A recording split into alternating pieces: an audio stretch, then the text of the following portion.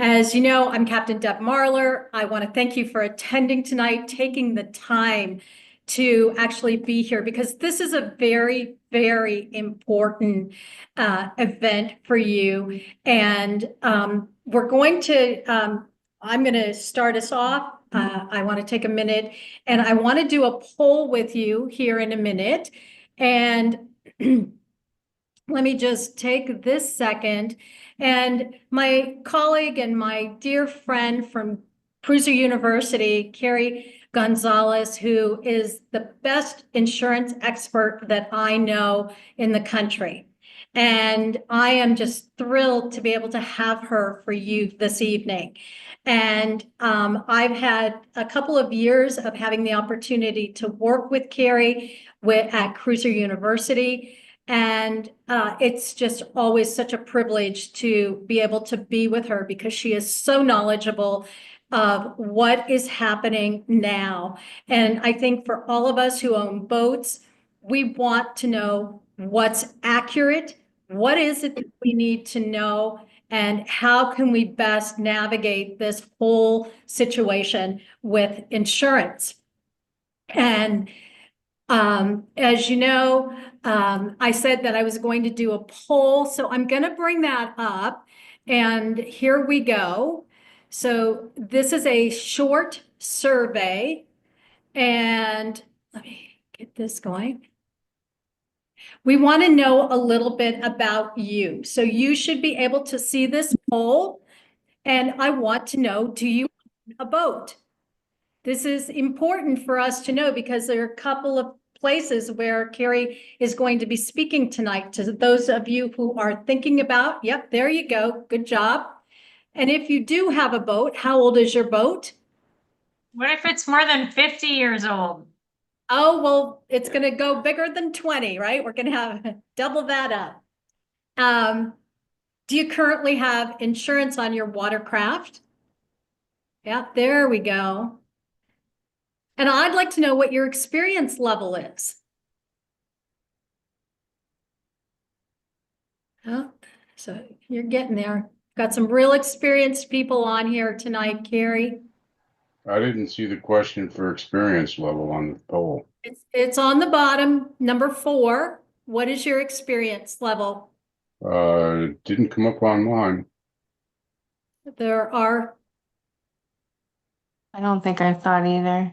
So if you maximize the poll, you'll see the rest of the questions. Yeah, there you go. Thanks, Kerry. If you're in bottom. the box, you can scroll and you should get to the bottom. That's what I had to do. Well, it's gone for me now. Yeah, I think I already hit submit. And poll. Okay. Oh. All right. It's not a science, so it's a best estimate. And it looks like we have a lot of very experienced people here. And we have many people who are on the some side. So if you didn't get the opportunity to vote on number 4, your experience level, David, what is your experience level? I've been sailing for over 50 years. Okay, so you're on the 50-year side. Okay, and anyone else who did not get to do that poll or that question? Truth Okay. be told, I'm somewhere between helping out some experience helping out with friends and doing a fair amount of sailing, running the boat myself. So I wouldn't say I have 50 years, but Okay. I'll make a special note of that on you, Frank. So Kerry, just keep your eyes on Frank. That's all I got to tell you. All right. Thank you, everyone. So let's go back here and make sure. There we have. So 90% of the people who filled out the poll have told us that they are experienced, that they have done sailing and boating classes, that they have significant experience and they have proficient skills. Approximately 10% of us have some experience. And so, this again is not a perfect science. Do you currently have insurance on your watercraft? We have about 75% who have said, yes, I do have insurance, and 25% have said no. And we asked how old your boat is, and over 20 years old is 45%. So we have a large number of people, Carrie, who have boats that are older than 20 years old.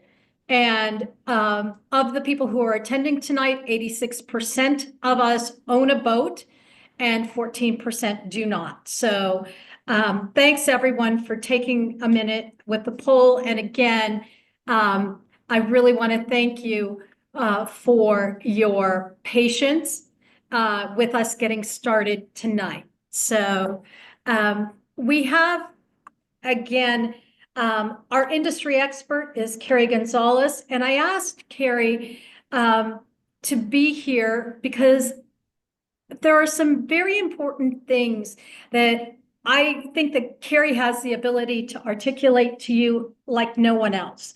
And I want to make sure that, and as Kerry put together her presentation, that you really have a good, strong understanding of insurance and what the situation that we all have to deal with tonight and today. We just went through our process of, which is completely different because our boat is now in the Southern Caribbean, the southwestern part of the Caribbean. We're in Colombia. And so we had a whole other issue, many different things to navigate than what you all do when you're stateside. So Kerry, I think it's important to, I also would guess, and certainly if you want to go into chat, if there's anyone else who's out of the country, who's sailing in the Caribbean, who is on this event. Otherwise, just let us know that go into chat and let us know that you're in the United States, that you're stateside. So as Kerry's speaking to you, you're able to do that. The other items that Kerry is going to be talking about is navigating paperwork and how do you actually build your story and your experience so that the insurance underwriter is able to accomplish what you need from them and how much it's going to cost for you.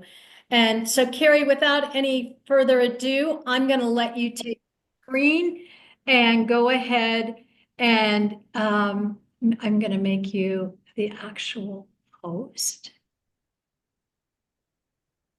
And you know what? I am going to ask you, Deb, if you would, could you help me out with the chat? Yeah, ignore it, so right? Yeah. Yeah, then I can just dive in and you can just interrupt me with questions if I miss them. How's that?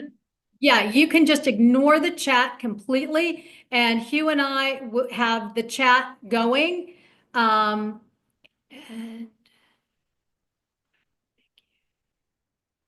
there you go, Kerry. You have been given the host position.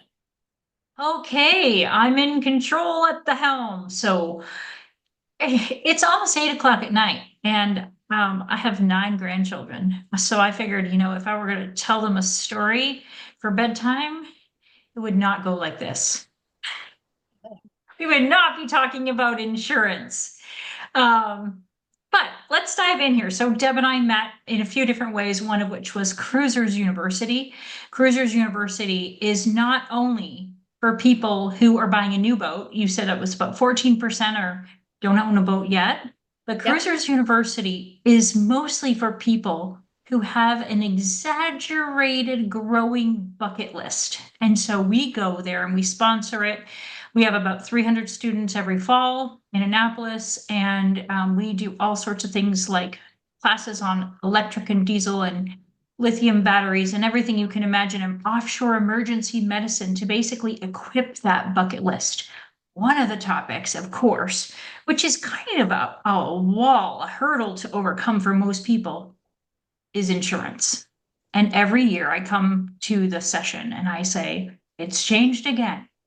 So Hurricane Irma went through like a monster. That was one of the ones that really changed our industry the most. And at one point in time, we had a 9-foot whiteboard in our office in downtown West Palm Beach.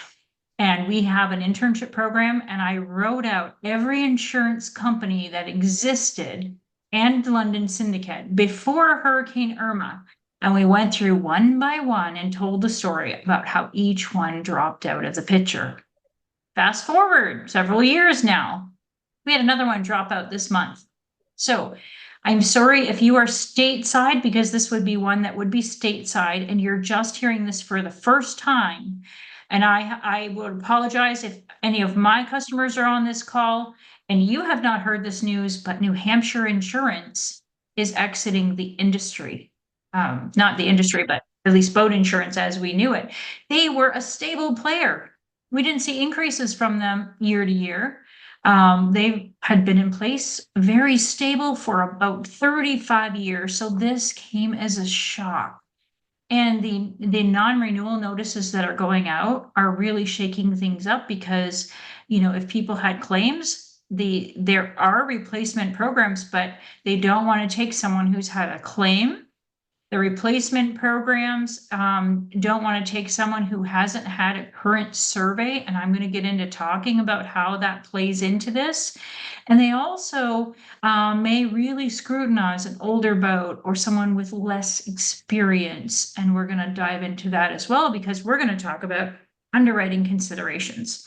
So without further ado, I'm going to remind everyone of what I've told Deb before. That insurance is not anything you've heard about on TV. It is not your friend. We are not a good neighbor. You are not in good hands. You are buying a piece of paper that is a contract between you and the insurance company. It's a two-sided contract. And what you buy is giving you the option to buy back some of the exclusions. So we're going to talk about those. So here's how we're different.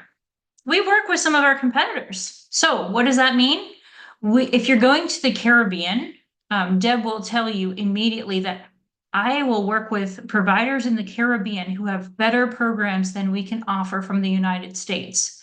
I'll line up all the paperwork with you. I'll act as a consultant. I do not charge for it because I know when you come back to the US, those same providers can't help you when you step onto US soil. They don't like the litigious nature of our particular industry because we like to sue everybody here. But when you get to the Caribbean, there are some very reputable A-rated, AM Best A-rated options that you can access. And we have a whole team that we partner with out of Barbados with the Arthur Gallagher office in Barbados. And of course, they're on island time. So if you call me and you say, look, I'm trying to get insurance and I am one day away from leaving my US navigation, I'm going to connect you with them and tell you, look, they're on island time, so you can't do it in a day. You need about a week to work with them. It's a very thought out, a well-oiled machine. They're very calculated, but I can help prepare you for that. If you're staying stateside and you have an older boat, or maybe you don't have the prior ownership and experience, I'm going to talk about that later in this presentation. But maybe you don't have the experience that a typical underwriter would want to see. If that's the case, I can help you work with a State Farm. Did you know State Farm will insure boats up to $3 million in value? They will insure very old boats. They will insure you without a captain. If you haven't had sufficient experience, they do look at the survey, but they don't scrutinize it the same way as other markets. So it's definitely something to tuck in the back of your mind. But if you just call your local State Farm agent and you just call them out of the blue and they're not one of the State Farm boat experts, you may get the runaround. They don't know how to spell boat. They've never been on a boat. You come to them with a older sailboat and you are going to dead end. So if you need some help facilitating that communication, that paperwork, even with State Farm, I'm happy to help you out with that and give you some guidance. So remember, State Farm is a great fit if you are going all the way down to the Bahamas and not going past the Bahamas, and they do cut off a very small portion of the Bahamas. So this is what makes us a little different, because if you call any other agent and you're not a fit for their markets, they're going to tell you, well, good luck, make some more phone calls.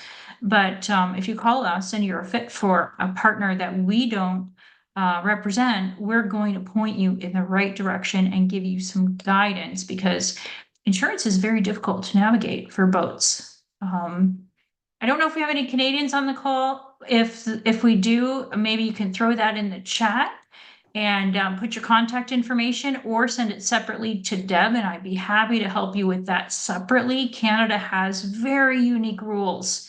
They do not allow a US broker to broker your insurance, at least knowingly. So you can't just use someone's address because it's against international trade law. And we do know some people in Canada that understand how to navigate around those challenges very, very well. So Terry, put it if you will, put it in your, we do have a couple people from Canada. okay, so because there's only a couple, I'm gonna suggest that when we get to the end, I have my contact information there, and you can reach out to me separately, and I can connect you with those folks and explain how the rules work with Canada. And as a disclaimer, I am a dual citizen, but I am a US broker for insurance, and even me as a Canadian cannot broker your insurance legally. So if you've been given a quote and it's from a US broker, it's probably because they don't understand the international trade law, but they cannot broker in Canada. So why? What about a boat from the US that sails into Canada? Well, that's different. We're talking about Canadians Okay. who do not pay real estate taxes in the US. But there are lots of markets that will give you Canadian navigation. And we're going to talk about navigation a little later in this presentation. So the other way we're different is we can, educate and empower new boat owners, or boat owners who would otherwise be declined by insurance because they don't do the paperwork correctly. An insurance application for boat insurance is like going to court and being asked, were you speeding? And you face the judge and say, well, it's not yes, it's not no. Here's why I was driving very fast. And you go into this long, elaborate story about why you were going too fast. You know what? You're guilty. You went into too many details. So that's like how boat insurance works. And, you want to answer all the questions honestly. It's about representation versus misrepresentation. But if you're not asked, do not elaborate. They do not want to know the name of the boat and all the details. It is very, very specific information. All right, so we also partner with nonprofits. So here's my one unselfish plug here. We partner with an organization called Hope Fleet, and this is why we do these kinds of services. Hope Fleet delivers products and construction supplies and much needed things to the islands, mostly in ways that affect children by boat. So some of the boaters we work with will bring supplies. Some of the boaters will sign up for their child trafficking awareness and reporting newsletter, and some of them will help fund it. So there's my little selfish plug there. Okay, let's talk about how boat insurance is changing, because every day we get a new form, new application. Perfect example of this, if you've ever heard of Concept Special Risks, by the way, it is not an insurance company. It is a program. It's a company that manages a program for London underwriters who are backed by the US. It's a little bit backwards, and so some of them are A-rated by AM Best, but it's a very well-known program that's been around a long time. It's skeleton coverage. So if you're expanding your bucket list, you're probably going to end up seeing an option from this market. Now, one of the ways it changed is it started asking a question on the application of whether or not you have annually certified your fire extinguishing equipment. What? Okay, the Coast Guard no longer requires that. So I've heard every argument in the universe. I've had attorneys arguing with me that we shouldn't be asking this question, and I'm just the messenger, so don't shoot me. Don't have bad dreams about me.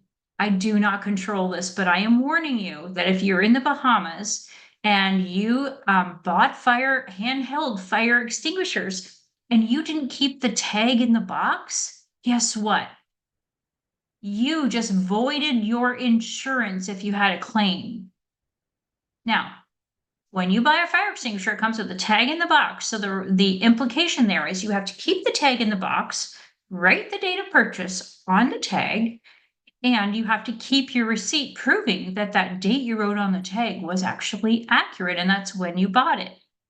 So that applies to handhelds. It also applies to fixed fire suppression equipment. There is no way to get an underwriter to budge on that. It is a warranted guarantee question. It forms your promise to the insurance company that you did this. And I'm telling you, we have boats in the Bahamas, in the Caribbean right now who are in this program, and they can't comply because you can't just go buy fire extinguishers in some of those areas. It's impossible. I've explained it's impossible. Underwriters know that. They expect you to plan for it. So there've been too many fires, too many claims. And the other question I always get asked is, well, if you sink and it's not even related to a fire or your boat's stolen, how does that warranted promise to the insurance company change things? Well, they can still deny the claim because you didn't keep your end of the contract. This is a two-sided contract. Any questions on that? I'm going to dive into a lot more examples. We also do other webinars, and there are some YouTube videos that go into the very specifics on each insurance program. So if you want to know more about yours, I can probably give you the Reader's Digest version of just your market. Make sure you're reading the fine print when you buy boat insurance. So here's Kerry, what you need to know. I do have a question on the fire extinguisher. You said Yes. date of purchase. It was my understanding it's date of last inspection. Is that not correct? Well, if you're not getting it if you're not getting it inspected, because one of the options is to just completely replace it. So I have this conversation often because it's cheaper to replace them with new than to hire someone or wait for someone to come and do a formal inspection. So it's just a way around it. I see. So, but if you do maintain the annual inspection sticker, that also works, right? Fine. Absolutely. But trying to get that in some jurisdictions can be really challenging. I have a buddy who sells me my fire extinguishers. Good. Maybe he wants to travel more to the Bahamas and the Caribbean. Turks and Caicos, I'm sure there are a lot of boat owners who will fly him in. I could ask him. Okay. So what do I need to know before buying a boat? First of all, I want to tell you, look, insurance is not required in most of the United States, and it's not required anywhere most of the people on this call would be boating. Okay.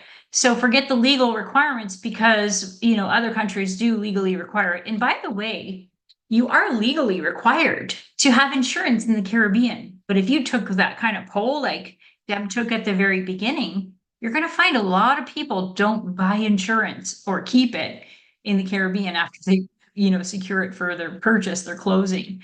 But it's gone so far in history where they haven't really, monitored or policed it, that it's probably impossible to get a grip on it.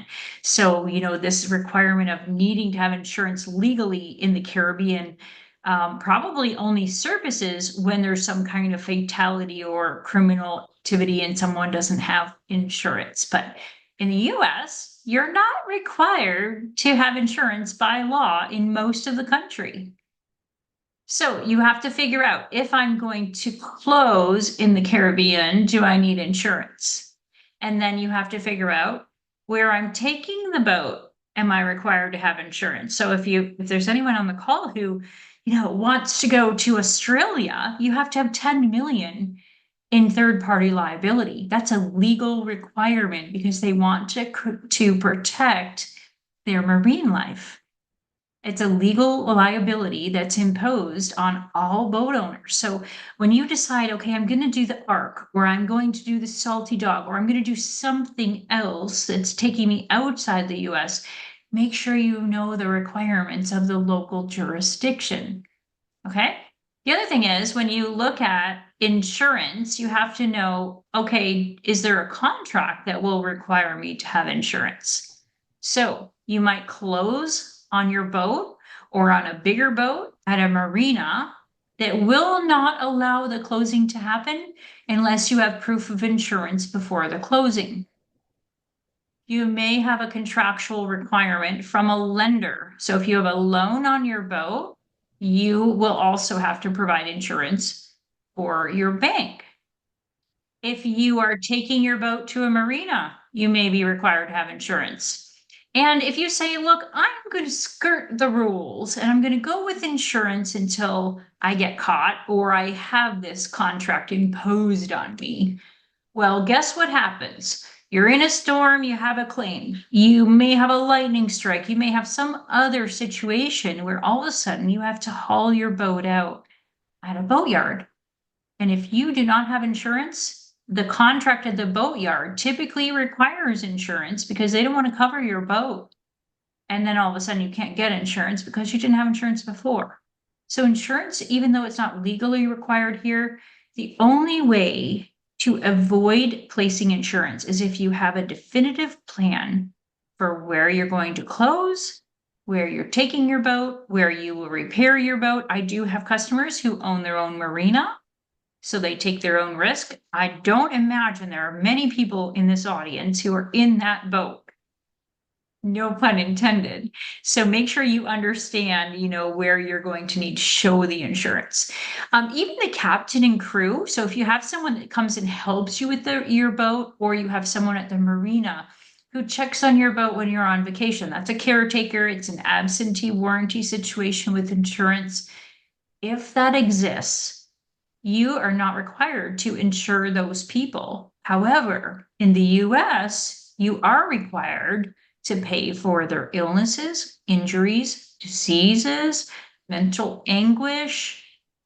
So you better make sure that you have decided as an educated buyer, am I doing this with insurance or with my big giant bank account? Okay. So boating is an inherent risk. What does that mean? So that means basically, if I decide to go boating, to own a boat, I have already signed up for risk. Okay, of some sort.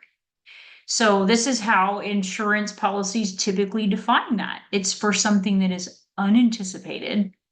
It's sudden and accidental. So that means if my engine has failed over a period of 3 months, it's probably not going to be covered. It's for first and third party losses. A first party would be me as the boat owner, and third party would be everybody else. So all the other boats, the people who are guests on my boat, the captain and crew, the marinas, the docks, that's all third party. And I don't want to insult anyone's intelligence with that, but I just wanted to get it clear. Boat insurance is a two-sided contract. It's not like your auto, your home, or other kinds of insurance because it's a warranted coverage. It's a warranted contract.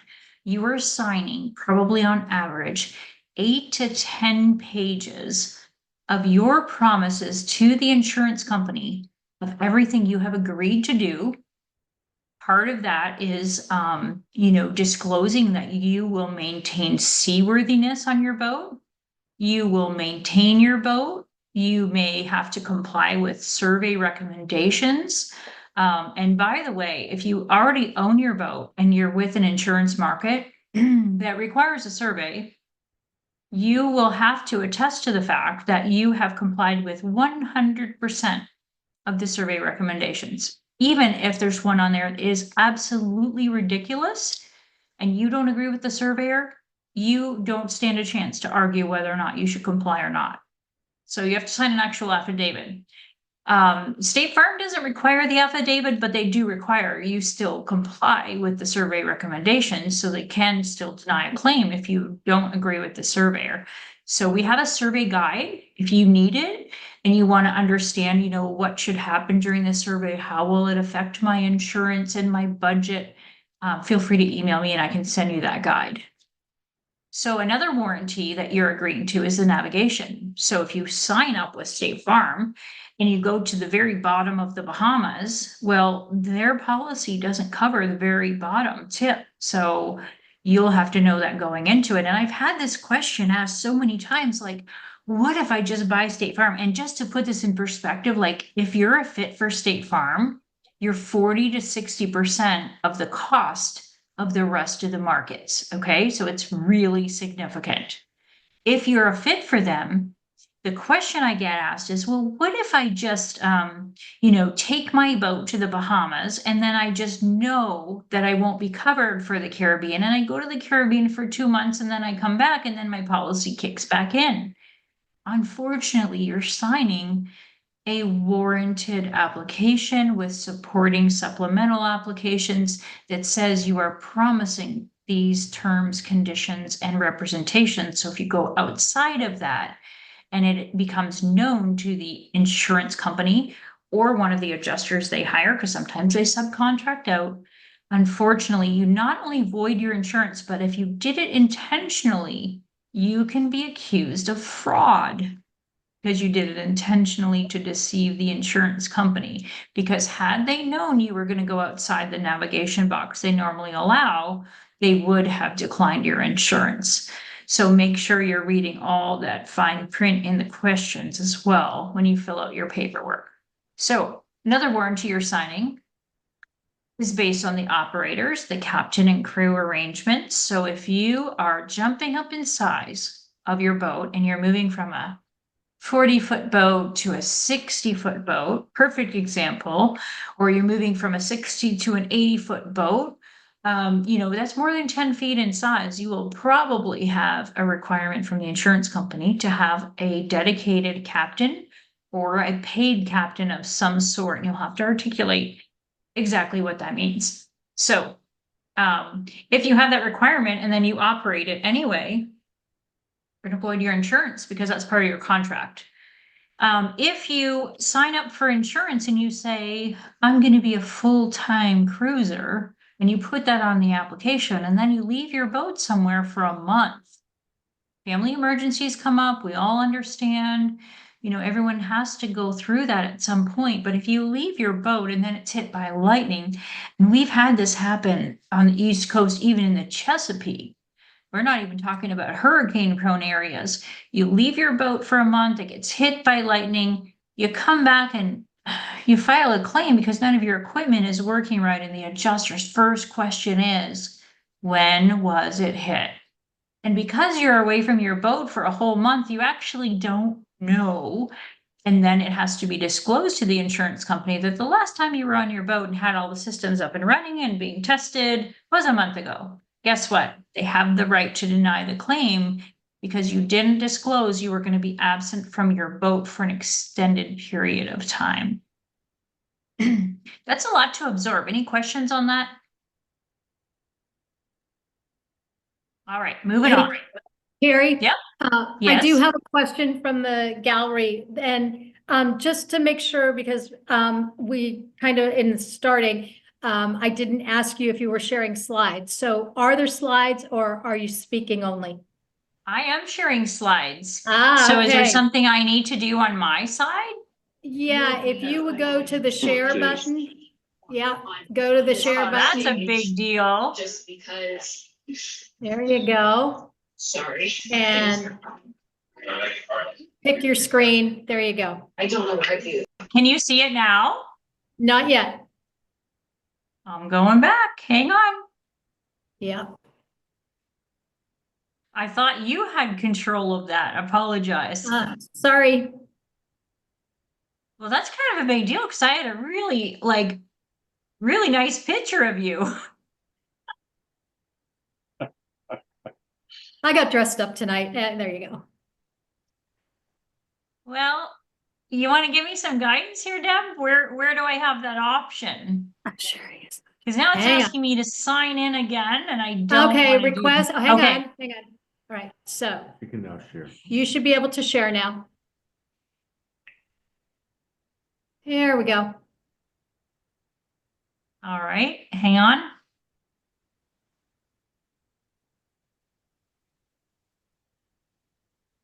Let's have a little bit of technology magic.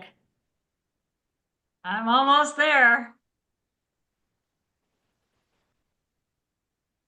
Oh boy, that'll make a big difference because I'm telling a bedtime story and you have no pictures. There we go. All right. All righty, so I'm gonna So- fast forward here. So while you're doing that, I do have a question. If you say you're cruising, what would be constituted a long time? So some of the applications are actually pretty specific. They will ask you what time periods you will be away from your boat. So it's back to that question, like if you're standing before the judge, you're not going to like elaborate, right? But if they ask very specifically, when will you be away from the boat? And look, I have a grandchild being born and I'll be gone this entire month, you put that down. And when you put that down, be prepared to articulate who will be checking on and caring for your boat. Okay? Does that make sense? Oh, sorry, I put myself back on mute. Yeah, I just said thank you, yes. Okay. So fast forwarding here. Here were the things that you need to know before buying a boat.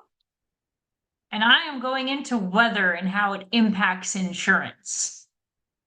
Okay? Yeah. So Carrie, yes. sorry, one more thing, just folks. I'm gonna, when we edit this, we will make sure that the slides are there. So if you want to watch this again, because there's a lot of information, right? This is like our weather webinars. And Yes. so you can come back and you can watch it again and you can take notes on the slides. So you'll be able to get them again. Yes. And Deb, if you like, you're more than welcome to, I don't copyright anything. You can share it on your website. We can also share the survey tips. We have a guide for that. I can give you that as well, and you're more than welcome to post it on your website. Okay, so you're going to have 2 storm plans. People ask me, what if I'm in the Chesapeake? Guess what? You still need a storm plan. The difference between the 2 storm plans, I'm going to flip back and forth, is the first one is your informal storm plan. This storm plan is based on the legal litmus test of what would any reasonable person do in similar circumstances. Would they just throw one line out to the boat and then leave their boat and hope for the best? Would they have someone checking on it before and after?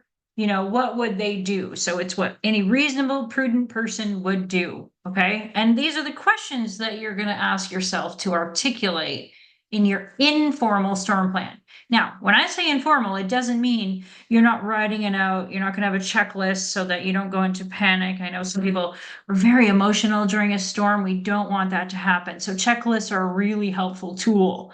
But this informal storm plan is not one you're going to share with your insurance company. It's what any reasonable, prudent person would do, right? Every insurance company, every provider has their own storm plan, other than some of the super yacht providers out of London. And then we write the plan with the captain and crew and what have you. But I don't think there's anyone on this call that would impact. The formal storm plan for the insurance company will specifically articulate the who, when, where, what, how, and why. So let me explain what that means. So the questions from the insurance company will be different from every insurance company. So don't get ahead of yourself if you're shopping your insurance with various markets.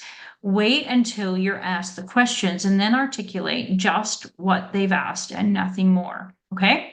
So they're going to ask who will be on your boat between the 72-hour mark before you will be in the cone of uncertainty and the 72 hours after a storm passes. Who will be on the boat?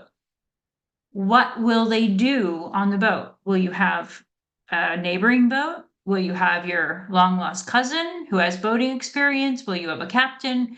Will you have a dockhand helping you? Who will it be? When will you be on the boat and when will you leave the boat? And, when will you move the boat to an alternative location? And if you decide you're going to do that, you actually have to articulate where you're going to move it to. So when people look at these storm plan forms that come from the insurance companies and it says, what's your storm location between July 1st and November 1st? People get put in this trap where they just put one location. Let me tell you, this is one way that underwriters are changing. They want to see you have a backup. Some of the markets even want to see that you are prepared to get the heck out of Dodge. I mean, that used to be something that was frowned upon. And the problem with the industry before, from my perspective, is that, the boat owners who were very good at assessing risk and wanted to leave the storm if they had articulated where they would be and then they moved, then they wouldn't be covered. But now there are markets who want to see that you're prepared to move your boat 72 hours or more before a storm.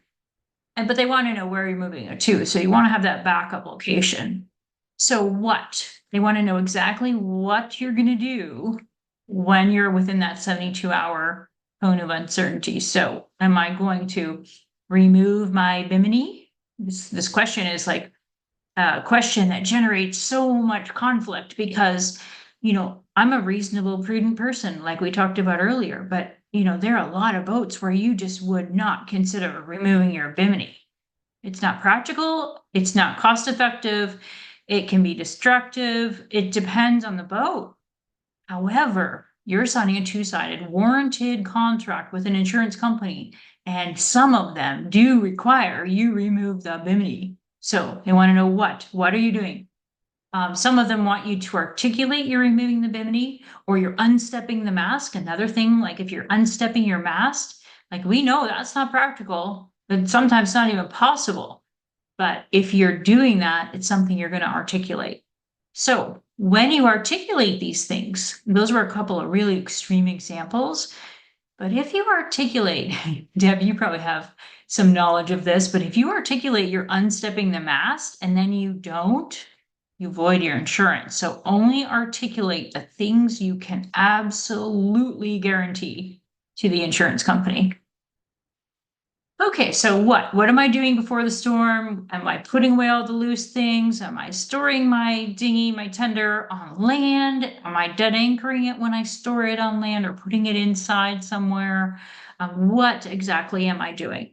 And how am I doing it? So, they want you to actually explain how. Part of that explanation sometimes involves articulating what other storms you may have experience in. And then you want to explain why you're doing this. Well, because I've been through, this storm, and this storm, and it worked for me. You're selling your risk management skills to the insurance underwriter when you fill this form out. Any questions on this? Drum roll. Okay. So the formal storm plan cannot be signed by the dock owner. I Go ahead. Kerry Frank has a question. Okay. My question is, so say for example, you're going to move the boat 72 hours before the storm, Yes. but you're going to have to move it far enough that you're actually outside of your insurance coverage range. Well, if you're with an insurance provider that has asked you if you plan to move it outside of the cone of uncertainty, some of them actually specify they want you to be 100 miles or more outside of the cone of uncertainty. So it really depends on your provider. When you read your insurance policy, you have to read it as one with the application, the storm plan, the absentee warranty questionnaire, the survey, letter of compliance. All the supporting documents should be read as one because they all form warranties to the insurance. So if you have moved your boat and you didn't have that option built into your storm plan, then you probably void your insurance. But hopefully you are filling your storm plan out with some ambiguity that says, here's my plan A, here's my plan B, and you're articulating it very carefully. This is Frank. Apologies, it took me a little while to get to the right screen to click my audio button on. two questions now. One is do you have a template of what a storm plan would look like, or is that something, a template's provided by the insurance company? Second question is, and I'm just wondering, is, getting the boat hauled out and put on the hard, is that an acceptable answer to a storm that's, that could be coming up, for instance, the East Coast and you're in the Chesapeake? Yeah, and if you followed Hurricane Milton, one of my arguments to the insurance companies is always, look, the cone of uncertainty covered the entire state. So moving it would have been impossible. Insurance companies are shifting their expectations with respect to haul outs because of recent storms, because hauling out is never a guarantee that you won't be damaged. And if you say you're gonna haul out, I'm gonna talk about hurricane haul outs a little more, but maybe I'll just jump into it a little here, scratch the surface.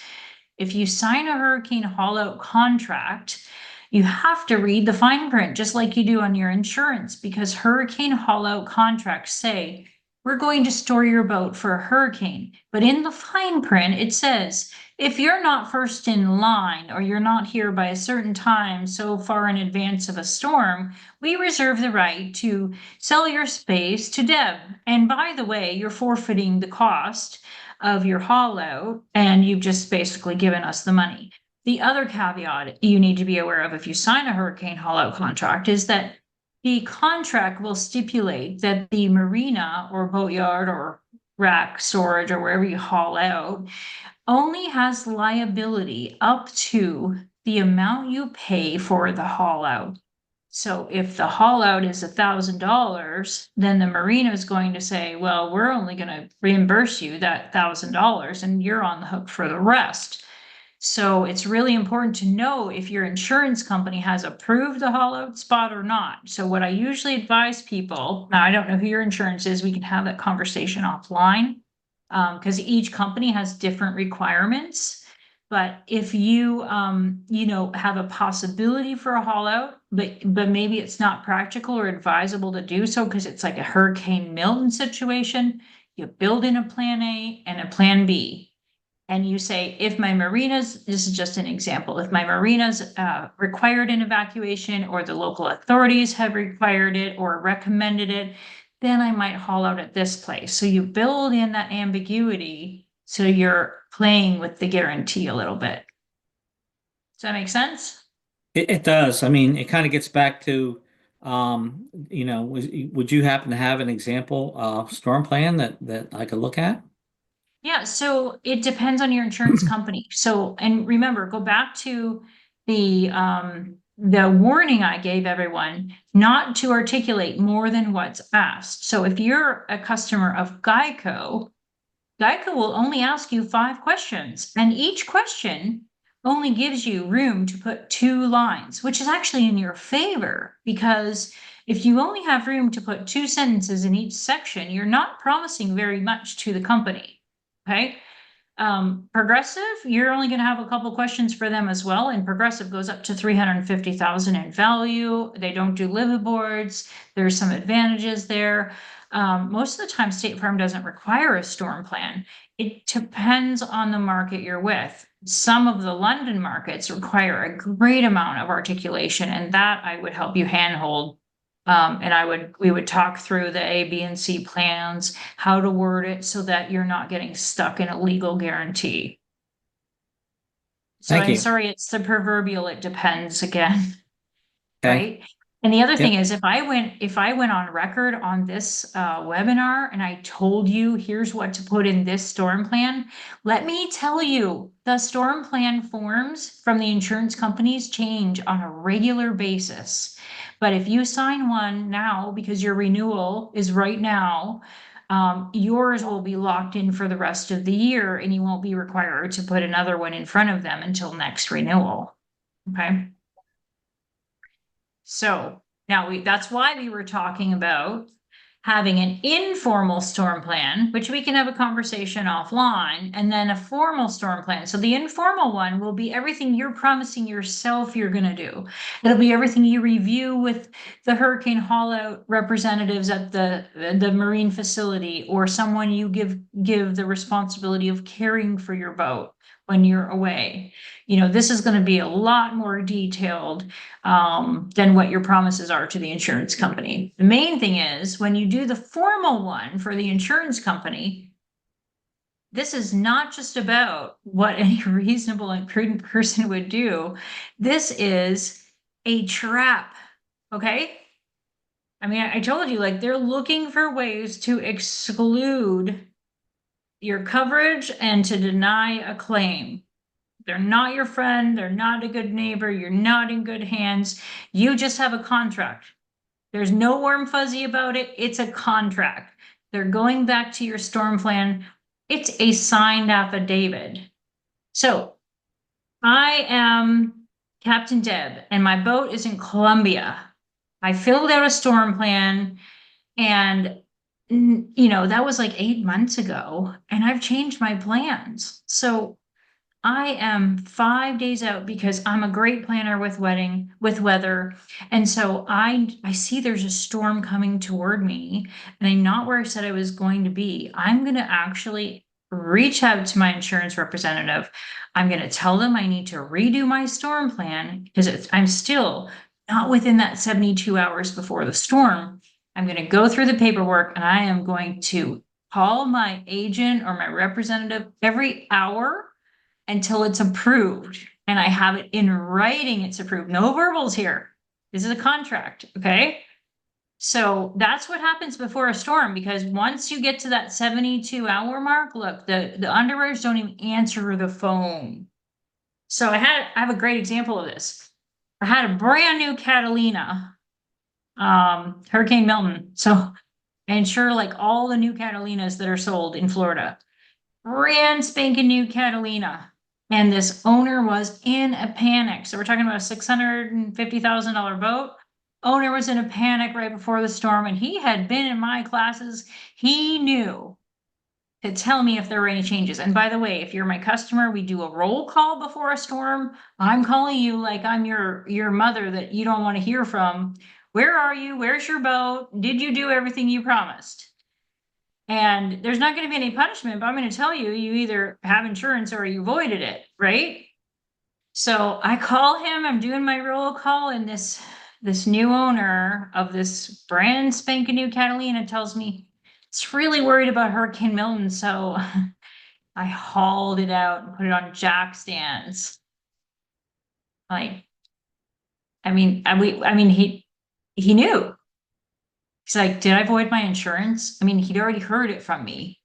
Most people sign up for insurance and they don't understand what they're signing. They don't even read what they're signing. So I told him, okay, it's a better scenario. It's a great location. I love this place you've hauled out, but unfortunately, you have no insurance. And we sweated out that storm. We got a captain to go sit there and watch his boat during the storm. And he paid them to just basically sit in the yard and watch the boat because he was in such a panic. So yeah, it's a guarantee. So your informal is your promise to yourself. The formal one is a guarantee. So I get asked this question often. So, you know, some people hire a captain or they'll hire a caretaker. Sometimes it's the dock hand who's a caretaker. Guess what? The owner of the boat has to sign the storm plan. Otherwise, it's not valid. Has to be whoever is on the title of the boat. So that means if you're not with your boat and you have someone at the marina or the boatyard or a captain execute your storm plan, you are still promising that you're going to make sure they do it. If you have to threaten them or, I mean, don't do anything illegal or criminal, but make sure they actually do what you promised they would do. All right, I talked about some of the good providers that, you know, I might point you to that are not companies I would work with, but let's talk about some of the ones I would not refer you to. So insurance has really changed. And the last few years, it's become the Wild West. When I say that, we have a company called Spheric. It is backed by Russia. And Spheric, if you just get the quote, will probably be a lower price and you might really like the price. The paperwork might not be as bad as some of the other insurance companies. However, in the fine print, which you may not get until after you bind the coverage, you're going to see this parametric deductible that's based on the Beaufort scale. And if you're not familiar with the Beaufort scale and you look at this coverage, you better go back and reference it, because if you're in a category 4 or 5, you're likely not buying insurance because the deductible goes up to 100%. So great example of where you need to read the fine print. Okay. So I do pay claims, but it's based on this parametric deductible. Starts at 10%, it goes all the way up to 100. We're fighting it. We're hoping they change it. But the other thing you need to know is, look, if I have a claim, who's paying my claim? You know, Concept's not going to pay your claim unless it's approved by their providers, because it's a program they've been given authority to. But who is actually paying your claim? So if you Google, I'm going to give you 2 names, and we actually have several webinars on this provider specifically, because there are lots of people in the industry who are fighting this. But there's a provider by the name of Edward Williams. It is backed by an insurance company called Ion Insurance. And most of the forms point to a jurisdiction for legal purposes in Costa Rica. When you Google them, you're going to find all sorts of boat owner blogs about their horrific experience trying to get claims paid. And the other thing you need to know is they are filed in the US and they're licensed here with an office address in the American Samoas. And when they filed it, somehow the Frank-Dodd Act gave them a little window of opportunity when it was revised, and they were able to file for approval in the US without third-party audited financials. So the financials that exist for them are 2 or 3 years old. They show that they're not going to be able to pay for very much if they do approve a claim. If you do a legal search on them, you're going to find all sorts of boat owners who have lawsuits against them for not paying a claim. And the form in the insurance policy says that you've basically signed over all your rights and you are not allowed to sue them. And by the way, you signed an affidavit agreeing to the fact that you will never sue them for bad faith.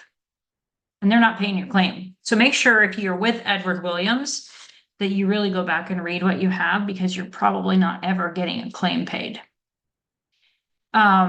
So the other thing is, some people don't understand because they're focused on how expensive insurance is. And just to put this in perspective, you know, if you're in the Chesapeake and you're an experienced boater, you should be paying about 1% on your insurance. If you're on the West Coast of the US, probably 1%. If you are in the Carolinas, where you're still going to be hit by storms, you are probably paying between 1.5% and 2.5%, depending on the age of your boat, your experience, the claims history, and those sorts of things. If you're in Florida and you are paying, you know, you're going to be paying anywhere from 2 to 5 or 6% in Florida, depending on where you are. Same thing with the Caribbean. But the real question becomes, if you're going to be in hurricane-prone areas like Florida, like the Caribbean, you may be buying insurance with a named storm exclusion. So make sure you read the fine print and you're not just buying price, because you may not be buying insurance. So we talked a little bit about the Hurricane Hollow provisions and the contract that you might sign for Hurricane Hollow. It used to be something underwriters really pushed and required, but there have been so many claims with boat pileups of boats on the hard. It's not always viewed by every underwriter as the most prudent thing to do to haul out your boat. Because usually you're hauling it out, you're leaving it, you're walking away. So having eyes on your boat is a very important thing. The other thing to know is, you know, Hurricane Beryl ripped through the Caribbean and destroyed a lot of facilities. And we did everything we could to try to help with some of those claims. But the important thing to those people was they didn't realize that, number one, there was going to be a contractor shortage. So just getting someone to, you know, come in and salvage or right their boat in the yard where they had it on jack stands was impossible. I mean, you might have had to remove like 3 boats before you could get to one, and then you have adjusters pointing fingers. You have one salvage company coming in that's charging an exorbitant, exaggerated amount to, right these boats. So they were unfortunately victim to this process. And they didn't realize that the insurance company was not just going to pay these costs directly. They paid it on a reimbursement basis. It is most common to see that boat insurance is paid on a reimbursement basis. If you're in the US and you have a Geico or a Progressive and you don't really have any challenges with your insurance, you'll probably see them offer to pay it directly, but most of the time it's on a reimbursement basis. So it does impact your cash flow. The other thing is, if there's a contractor shortage and you're waiting for a contractor to come in and do rigging because there's such a shortage, you're paying storage, and sometimes that's not always covered. All right. I talked a little bit about lightning. We've had several lightning strikes in the Chesapeake area that were really, really challenging. And I talked about the fact that some of those folks were absentee owners and they couldn't actually pinpoint when the lightning strike happened. So, the other thing is the onus is on both parties, the insurance company and the boat owner, to prove when the lightning happened. I would tell you, if I had to put a guess on it, because there are no statistics, but if I had to guess, I would guess that at least 90% of lightning claims are reopened 2 to 10 years after they happen. Did you hear that? So they're very serious claims. They're big numbers.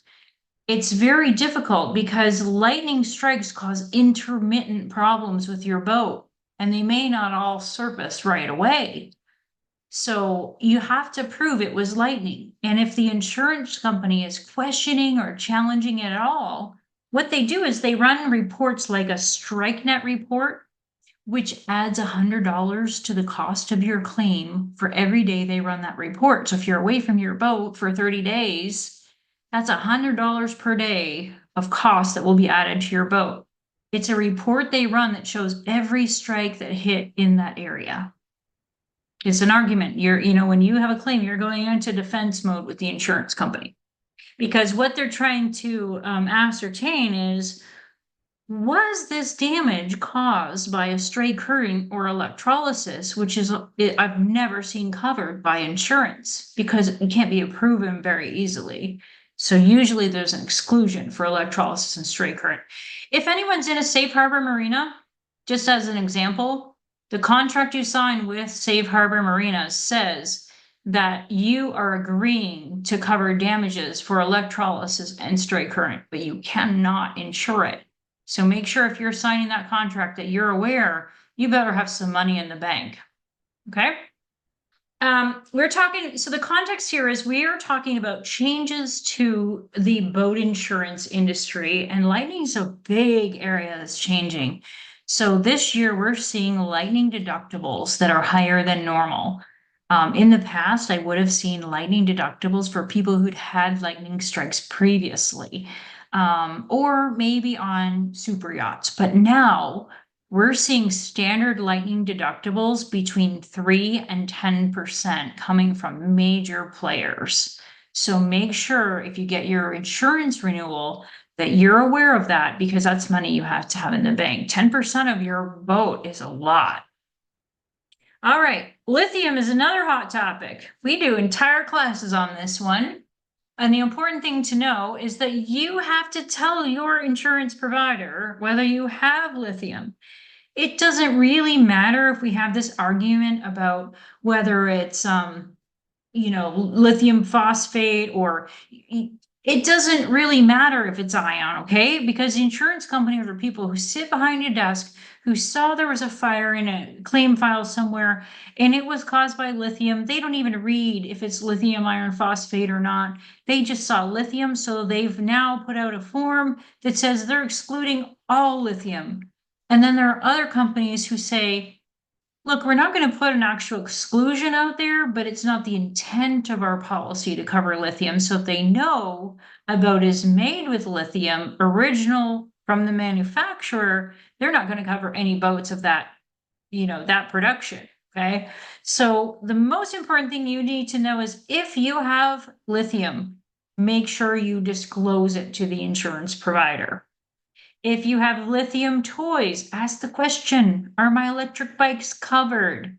Okay, because they're leading to a lot of very big fires, a lot of very large payouts to third parties because the fires aren't put out normally.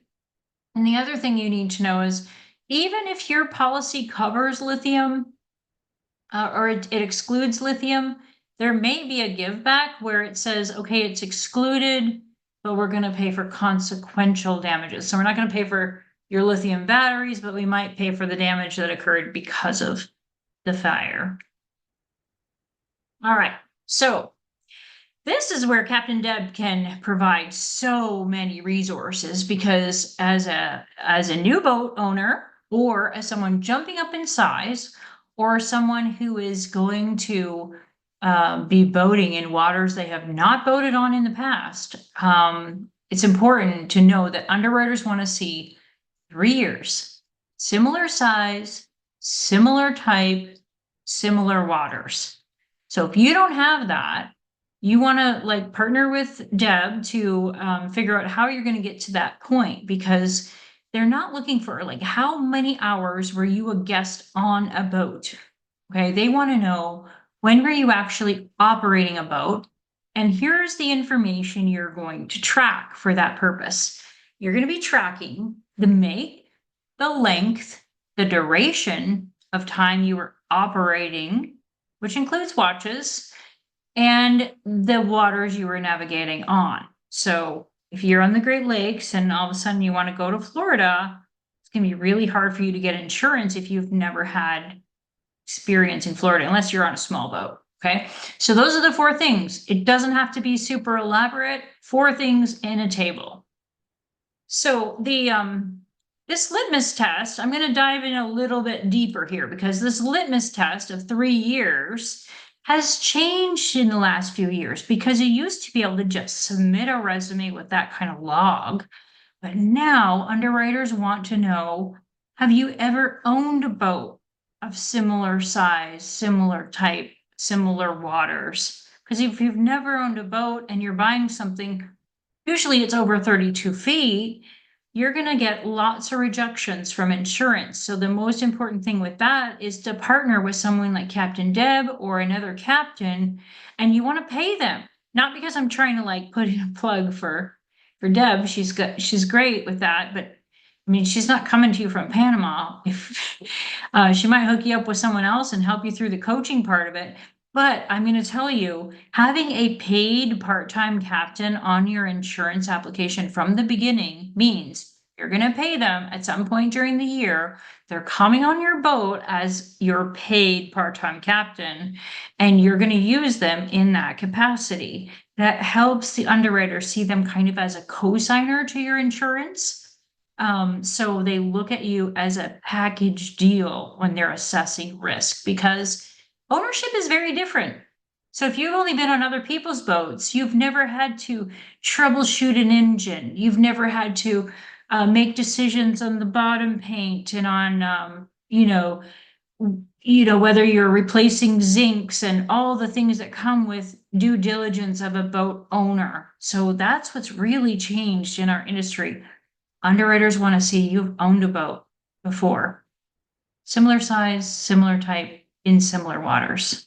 Okay, so here's some other things they look at. They look at the boat, the type of boat. So if you are, I'm getting kind of old. So if I switch, we had a sailboat before. If I switch from sailboat to powerboat, all of a sudden I'm viewed as a new boater. If I switch from a powerboat to, okay, now I like how much room there is in a catamaran. So I'm going to switch to a catamaran. Again, I'm viewed as a brand new boat owner because all my powerboat experience in the past doesn't count all of a sudden. Okay. So they look at the type of boat, they look at the age of the boat, and every company has different requirements. Some of the companies who do really old boats may require a survey every year. If you're frustrated with that process and you want to know, a workaround or what other markets don't require that, maybe we should have a conversation. They look at the condition. So when I say condition, they're going to not only look at the survey, but if the boat had been sold online, they're going to look at some of the disclaimers in the listing. Okay. Underwriters do their homework. They're going to look at the value, not just your purchase price, but whether or not it's surveyed and the fair market value in the survey matches your purchase price. Because if, frankly, the market's been tough and inventory was low, not so much anymore, but if you got ripped off and you were just so in love with this boat that you paid $50,000 more than it was worth, you may have a hard time getting insurance. Underwriters do not like to see that the survey doesn't reflect a fair market value for what you paid for it. They look at the history of the boat. So on really, really big boats, the incidents are all recorded in a public database that underwriters can look up. But outside of the history, you know what? Insurance is not really a big world. It's actually a very small industry. So if they've seen that boat before from someone else, or every insurance company only has a handful of people who are underwriting boats. If they've seen it before and they saw a claim on it, then now it's your boat. They're going to look at the history from before you even. So the other thing is they're going to look at the survey, and the survey will articulate whether there was damage, and there will be recommendations that you'll have to comply with on there. All right. They also look at the location of your boat. Why does Geico not write in the Caribbean anymore? They used to write in the Caribbean because they don't have filings from a legal perspective to write insurance there. I can't write insurance in Canada because of international trade laws. We talked about that. So it really depends on where they're filed to write insurance. They look at, are you going to be in hurricane-prone areas, or can you live with a date restriction? Should have brought my map out. If I had the map up, we would talk about the date restrictions that help you with your budget on insurance. So typical date restrictions on the east coast of the US could be the Florida-Georgia line, could be Cumberland Island, the 30th parallel, the 31st parallel.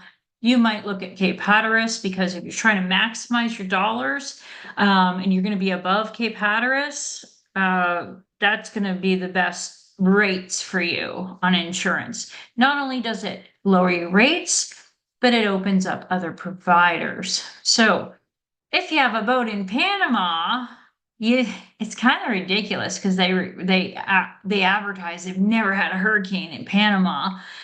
But unfortunately, if your boat's in Panama, you still have to do that storm plan, and it's not really going to be viewed more favorably because Panama is really known by underwriters to be a favorite place for lightning strikes. All right. So they look at how you're using your boat. Is it just private pleasure?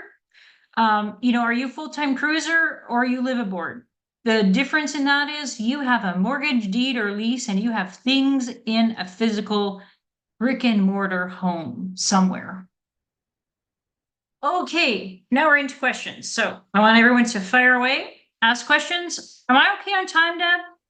Yeah, we're fine. Absolutely. I was rushing. Okay. So let's do your questions, and then there's just a few more things that I have. Great. Let's get Carrie's questions answered, and then I will talk to you a little bit from my perspective about what I have seen and some information I want to share with you. Okay, and I'm going to leave this up. So if you have a need to reach out separately and you don't want to share your personal scenario, or you've had a claim that went really wrong and you need a sounding board on what you can do to appeal it, reach out to me. Great. Carrie, I have a question as to what is your view on mangroves for a storm plan? I love them. I I mean, I've been an insurance broker for 36 years. I've done marine a long time. I've never had a claim in mangroves. I love them. The challenge I have is that we work with, and it's my challenge more than it's yours because we have to figure it out. We work with some underwriters who've never been on a boat. I'm not kidding you. So we have to articulate, we have to paint a picture because some of the storm plans don't really allow any kind of format for you to put in that you're in the mangroves. So we actually have to figure out the miles from shore, your nearest spot on shore, and we have to kind of paint a picture for them. And I usually do that with a map that shows a range of where you'll be in the mangroves, how you're going to tie off, how you will monitor activity and boats and other debris that could be around you, how you're going to anchor, if you're going to use a backup anchor. And then what we do is we pull up a longitude and latitude. So, you're still making a promise to the underwriters. We can usually get it pushed through, but we give them a range of where you're going to be. I've never seen a claim in the mangroves, not ever. Got it. Perfect, perfect. Another question. I have several questions. So can I specify, I have a viewer here with us who wants to specify who his carrier is and see if there is an opinion about them. Sure. All right, Rob. Wait, go ahead. did I have a contract that no one would sue me? Shoot Rob? away. I'm waiting for Rob to come up. Rob, go ahead and unmute. Oh, sorry about that. So we're in the Great Lakes. My carrier is Ahoy Insurance, which seemed to be a very simple online process to sign up, which made us a little bit uneasy, but we needed to do something quickly. Yeah, I get it. By boaters, for boaters. It's the Exactly. new flavor of the month and it has whipped cream on top. I'm so surprised you've heard of them. Yeah, no, I've heard of them. I have not heard anything bad about their claims. So we do a class at both online and at boat shows to help people appeal their claims. And none of them are customers because if we help someone on a claim, we don't even let them become a customer. Yeah. We just do it to advocate. And I've actually never had a bad experience with them. But keep in mind, they're very new and unproven. So I think boat insurance is at the point where, if I owned a boat, I would apply with them. And I would trust them because I have nothing bad to say about them. Yeah. Okay. Thank you very much. Yeah. Thanks. Now, every time you renew, you're going to check because if their backing changes, you're going to check, are they backed by a company that's AM Best rated every single renewal? Okay. You're And going how to do do I your check that homework. rating? Sorry? How do I check that rating? You can go to AM Best and Okay. or you can just Google AM Best rating 4, and then you put in the insurance company. Okay. Great. Thank you very much. There's insurance program names and then there's the backing. So you're actually going to read the insurance policy every single time it renews and get the insurance company name. So like I brought up Concept. Concept is backed by many companies, but one of which there's 7 companies behind them. One of them is like Accelerant Specialty. So we go to AM Best and we look up every single one and we make sure they're financially strong, they're financially stable, and they're financially large enough to actually pay a claim. You wouldn't invest in the stock market and not understand the stocks you're buying. Don't do that with insurance. Marine insurance is not regulated the same way as other insurance. Great. Thank you, Kerry. Perfect. Thanks, Rob.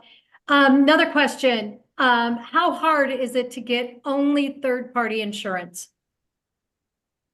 Liability only.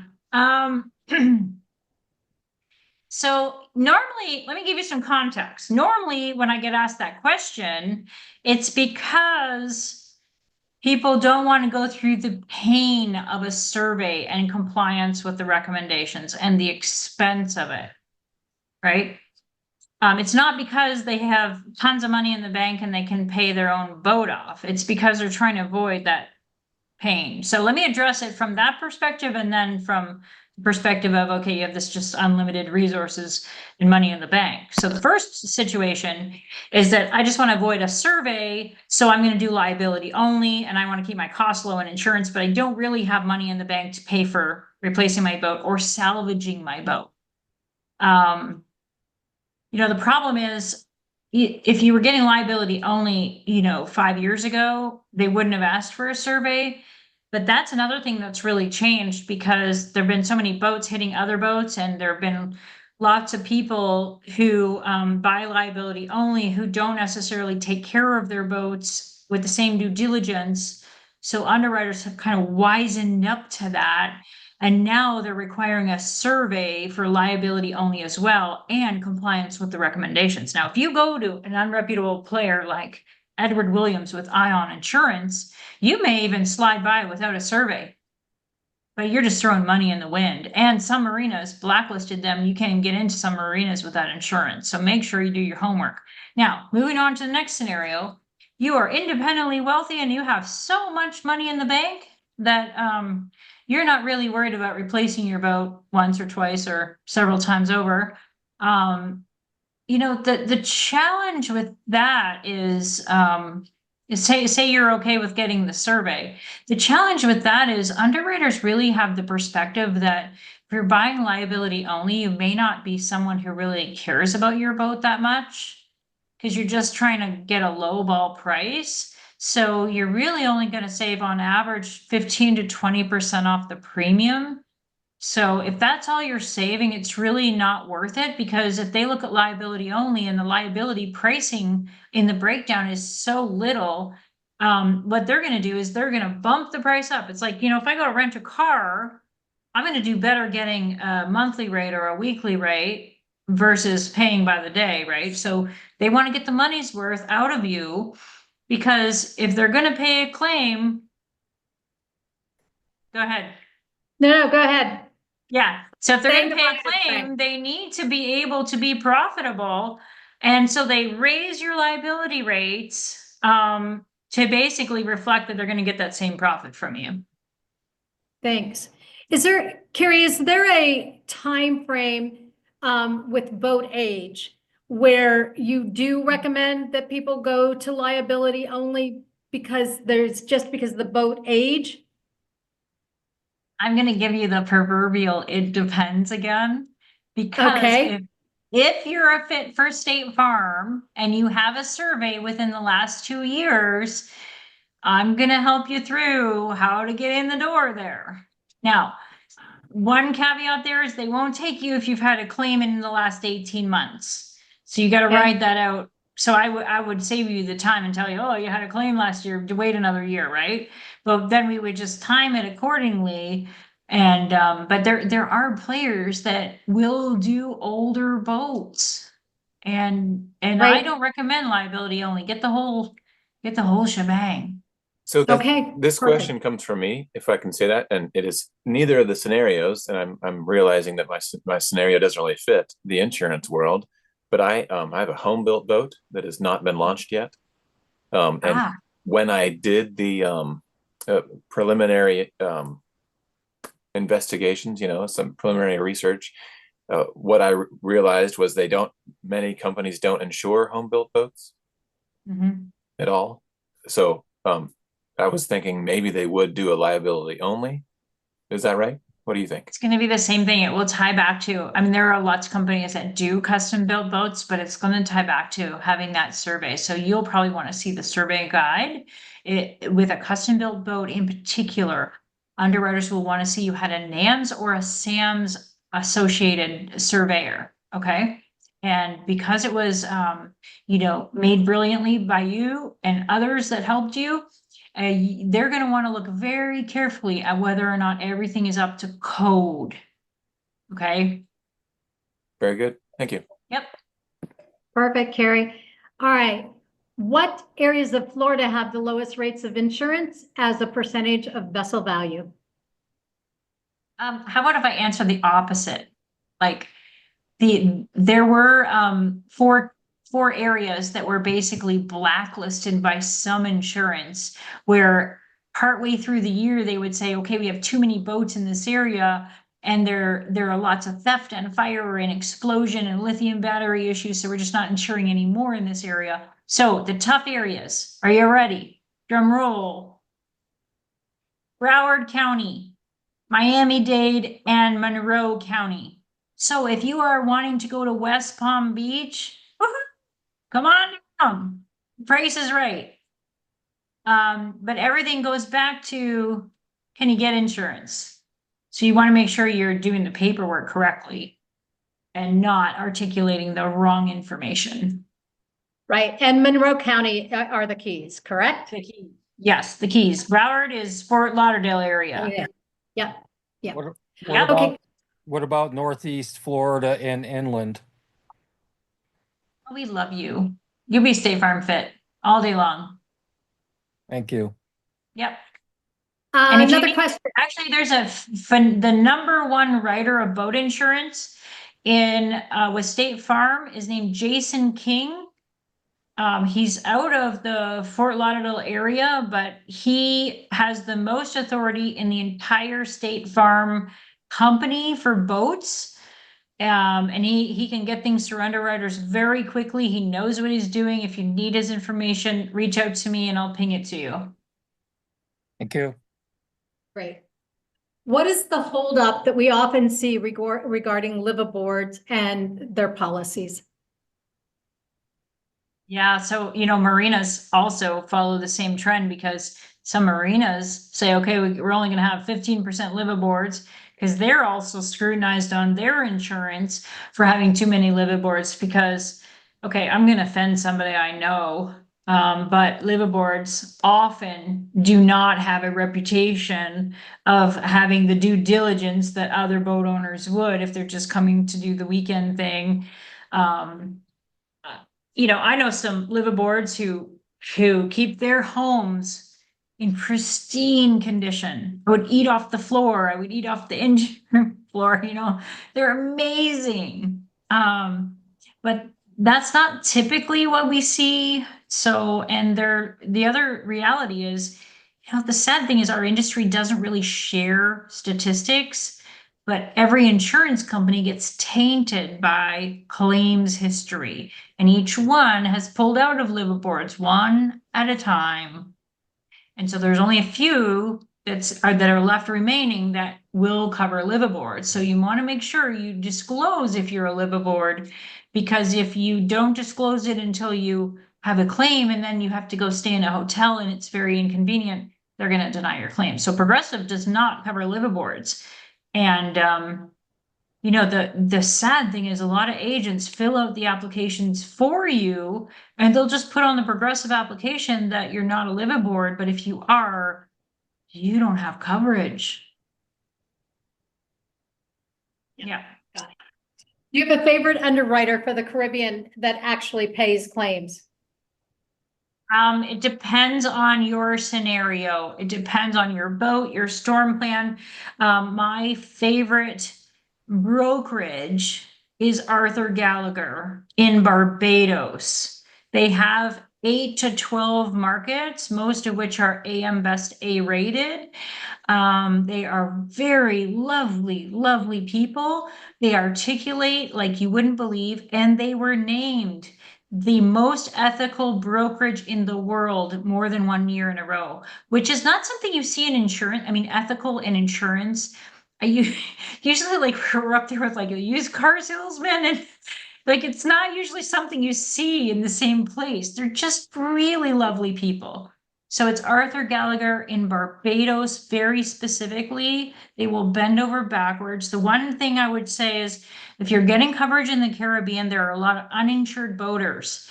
And their go-to response is to not offer uninsured boaters coverage. So if you are going there and you're getting a quote, even from Arthur Gallagher, make sure you specifically advocate for yourself to get uninsured boaters coverage included.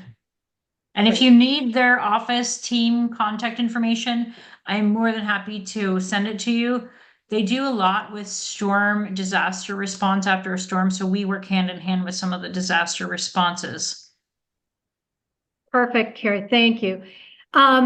Julia is asking, can you talk about the insurance treaty that only covers USA territories for 3 weeks?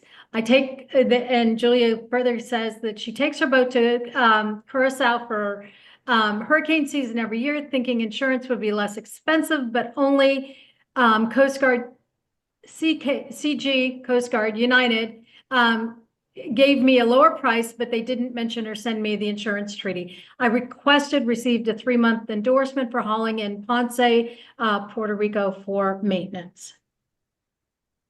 And who's the insurance company? I'm sorry. Julia, do you want to answer that, please? Yeah.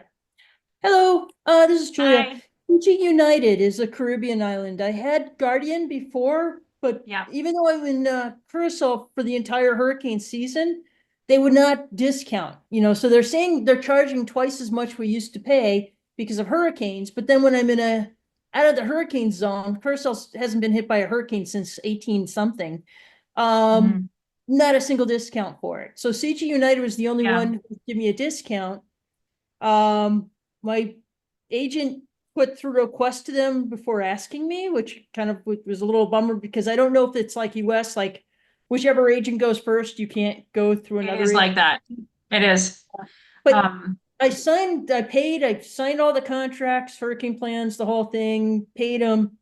And then when I came to Ponce to haul out for maintenance, they're like, oh, you can only be there for 3 weeks. And I'm like, what? And I knew that from other policies because I think I'd gone through Barbados once and they had a really great plan, but I couldn't come to the Virgin Islands or to Puerto Rico. And I was like, Yeah, but remember, this company I'm talking about is a broker. They do the same thing I do, and they can actually give you a comparison of the Caribbean markets.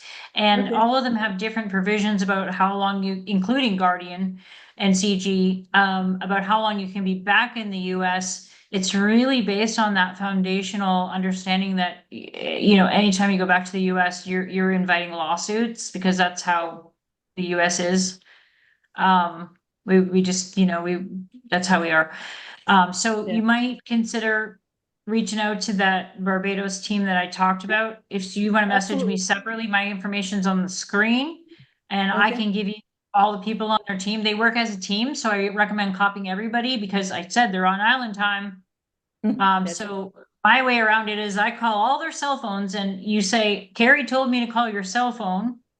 And you just have to stay on it, but they can run a comparison for you. Normally when I send people to them, I see the 8 options or however many markets will be a fit. It's a lot. Okay. Do they have the same thing with the Caribbean brokers where, as I said, the broker I have, which is out of BVI, had submitted to CG United without asking me first? Can I have another broker also do a CG United You'll quote? have to sign an Or, authorization. You'll have to sign an authorization letter. Okay. But if they didn't give you permission, make sure you articulate that because the challenge with that is your story can only be told once. And if you didn't give permission, they're going to have to like really bend over backwards to retell your story. Mhm. They're backpedaling a little bit, but you'll have to sign an authorization letter. Okay. And is it like the Barbados folks? I remember when they were quoting me on a policy, they were upfront about the insurance treaty. Whereas when I got this other policy from CG United through the BVI brokers, there was no mention of it. It was not in any of the documents that I read, or because having talked to you, I read all my documents and all the fine prints and I go through in great Yeah. detail. And there I'm was sorry. no mention of that limitation. I went back and I rechecked it again, like, I searched all the documents by week, by day, by whatever to see if there was any Yeah. restrictions. And my navigation area lists US Puerto Rico and the Virgin Islands. So I was a little shocked when they hit me Yeah. on one. And I'm sorry to focus on you and center you out on this, but Just do it. It'll override. But let me tell you that Right. most people are That's it. shopping on price and the basics. So Mhm. if a quote comes through and they don't see all the forms and conditions and the schedules and details attached to it, they don't go ask for it. So I'm sorry, I'm centering you out on this, but you're a That's perfect okay. example of Mhm. why, if you get a 2 or 3 page quote, you need to ask for all the forms. And unfortunately, it's horrible bedtime reading. It will put you to sleep. If you need help deciphering what it means, reach out to someone like me. And because, especially if you're going back and forth between the US and the Caribbean and you're switching your insurance every year to the best fit, it's not like a credit card. You can switch every time your navigation switches, right? But make sure you're getting everything with that quote so you can be an educated buyer. Do that. Yeah, no, you've been wonderful. When I was in the Bahamas for 12 years, you helped me Yeah. find the original Guardian policy to go down to the Caribbean on, and that was just Yeah. fabulous. So thank you so much Well, for and that. even Guardian's changed quite a bit. So, even as you go through this process again, come at it with fresh eyes again. Because it's Mhm. not, everything's changed. Okay, thank you, thank you. Sure. Appreciate that. Thank you. Yep. Still have a couple more questions, so we're gonna keep going. So stick with us, guys, because these could be your questions too. Chris Voigt is asking, I'm buying a new boat that delivers in October this year. When's the best time to start selecting insurance? Great question. Do not do it too early. If you want a budget number and you send me your boat information, I can tell you how much to keep in the bank, okay? But do not do it too early. If the underwriters see it too many times, they'll start pulling their quotes back and then you'll burn bridges with them and they'll know you're shopping it. And like Julia just said, like only one agent is going to get a quote from each market. So pick one agent, form a relationship, be a partner with them. Make sure that they're going to explain things in painstaking detail. It's not fun. Okay. I don't even have fun doing it. I just feel like it's like, I feel like I'm helping people. But pick one. And then that one agent can actually compare all the markets. You don't want to apply for insurance until you're within 60 days of taking delivery, but you want to start the conversation very early so you know what challenges you need. So if you don't have enough experience, I'm going to tell you, look, hook up with Captain Deb, go on one of her excursion retreats and get some more experience and log that time. Or if you don't want to go where her boat is going to be, where she's doing these, then I'm going to send you to someone else. But that's a conversation you start early, but you don't start until you're within 60 days of taking delivery. Quotes are only valid for 30 to 60 days. Perfect, Carrie, thanks. Now I have this is a very different question. This is from Scott Heights, who is from Erie, Pennsylvania, my hometown. And Scott is a captain and he has, it's Lake Erie commercial captain, and he's had a difficult time becoming insured. He is wanting to know, he's asking, I do have it, but I suspect that I'm not working with an agent who I would consider my ally. My question is this: how many years do I have to demonstrate good standing before I look appealing to more underwriters? Okay, the challenge with that is if you start with an agent who really doesn't know how to articulate it and do the paperwork and help you through it, you're forming a record every time you do that. And I told you it's a small world. It's like applying for a credit card every month and you were just declined. They want you to wait a little bit to apply. So maybe we have a conversation about, how long you wait till you applied, and we talk about your history. It's a very small industry. And we talked earlier in the webinar about the fact that the insurance for boats has changed. It's no longer based on your experience. It's based more on ownership. And I don't see the person who asked the question, but maybe it's good because I don't want to see their reaction when I say this because it's probably going to be offensive. But this is the trick to it. When you apply for insurance, even though you're already a captain, you're going to apply with someone like Captain Deb, who demonstrates they've had ownership, similar size, similar type, similar waters to what you're buying.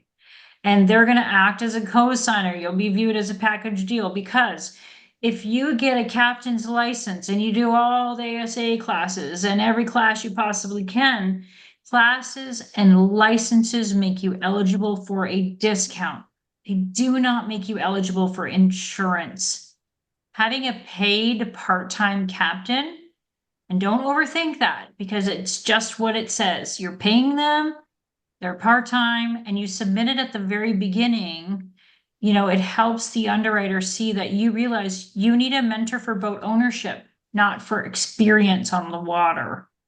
So you want to apply with the captain's license, with their experience, and don't submit the captain's resume.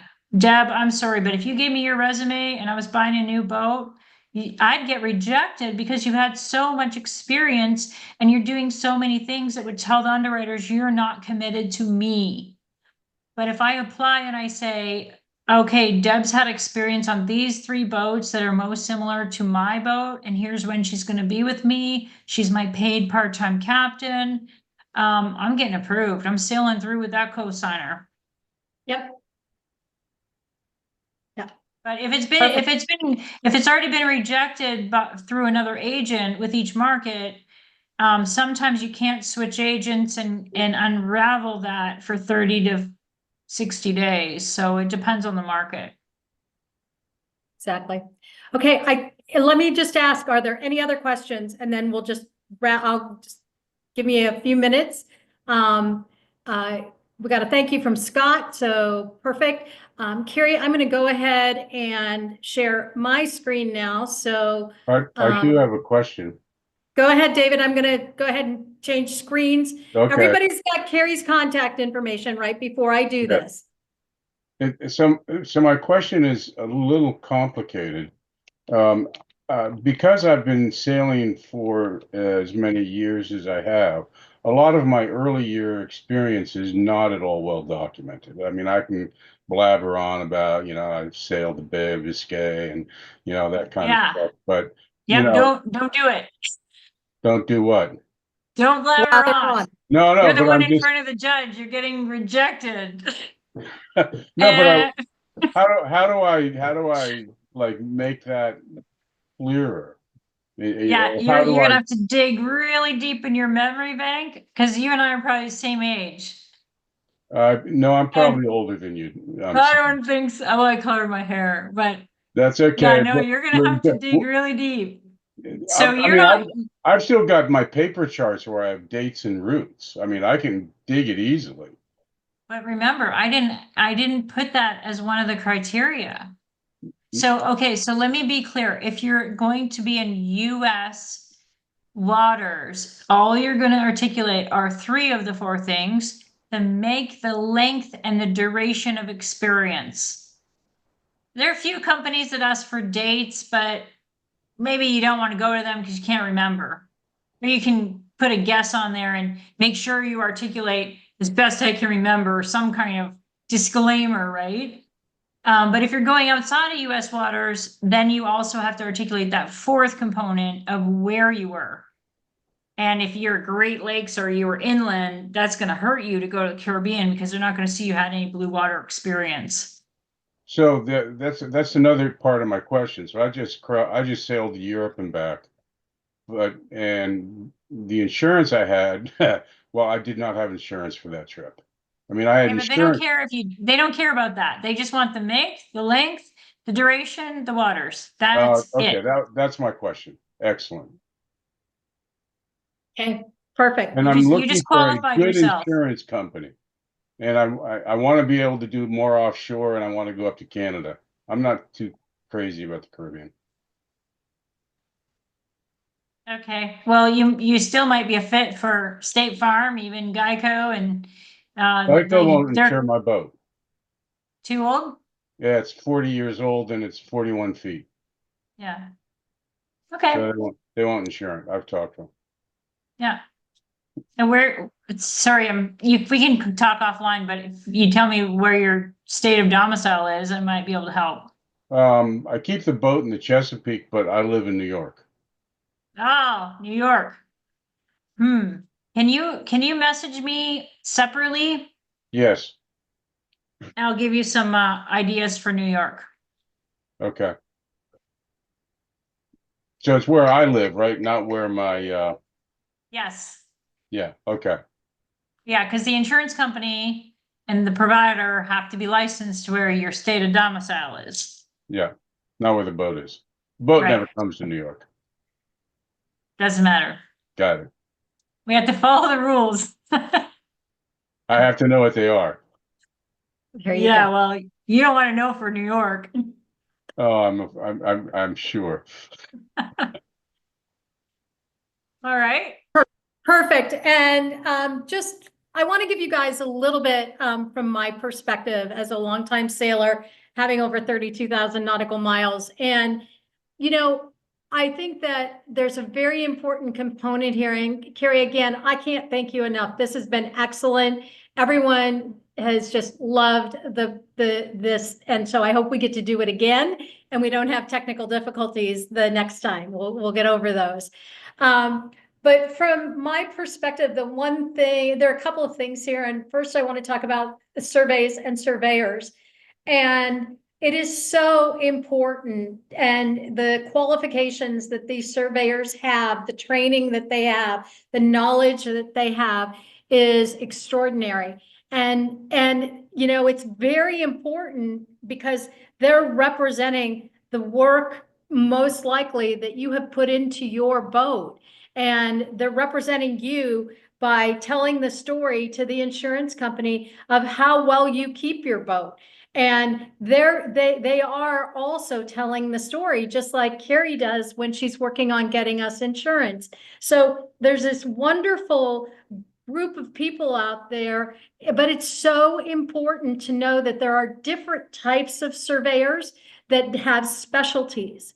And so there are surveyors that do surveys for buyers, and there are surveyors who do surveys for sellers. And what are you? And if I'm a person who needs a surveyor, who owns a boat, who wants to have their boat represented, I want to find the best person.